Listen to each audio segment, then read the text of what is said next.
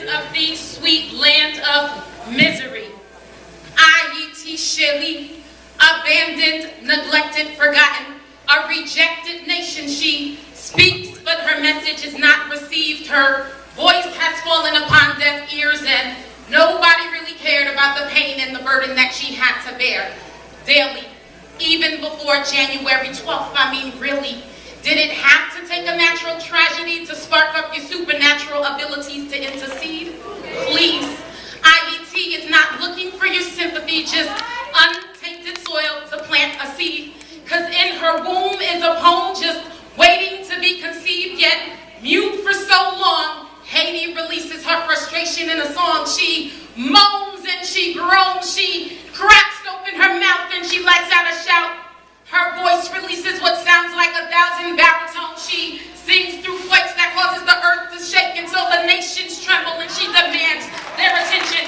She shifts the hearts of her descendants and convicts the whole black nation. How dare you forget me after I've given you liberation? Captivated by death, she seeks to resurrect, and in hopes of starting a movement, she stimulates the mind yet paralyzes the flesh. She forces the world to stop and reflect. A powerful country, and yet even she is under authority. Her pride transforms to humility, and so she bows before the majesty. The author and the finisher of her fate has written a climax, and the world stands watch as his spirit moves through compassionate acts. They gaze as she transfigures through phases.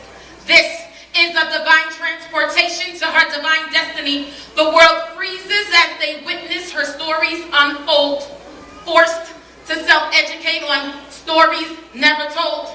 Death aired on national TV. Everyday people become celebrities. Still clips of an ongoing misery.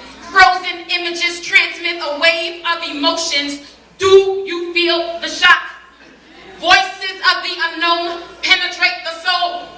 The corpse of 200,000 nameless, those laid in coffins once known as their homes. I said, do you feel the shock? And has your priorities been revised? Haiti cries out to her lost children. L'union fait la force, but it seems that this once united nation has suffered a divorce.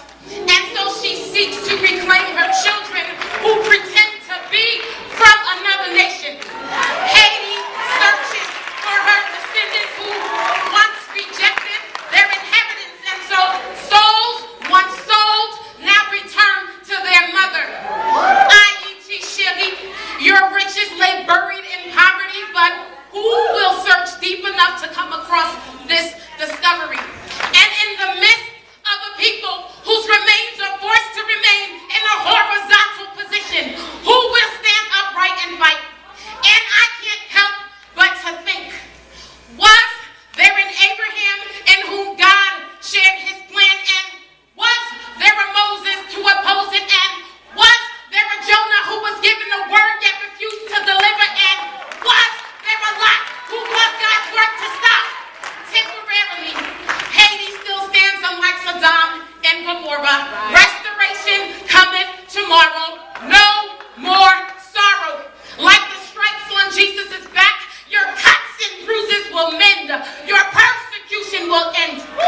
Like Abel, the voice of Haiti's blood cries out, and I declare that your request will not be denied. Now there were those who were saved for his name's sake, and there were those who died, and I refuse to play God and pretend to know why. And though this is reality and far from a performance, Ayiti Cherie, you are long overdue a standing ovation.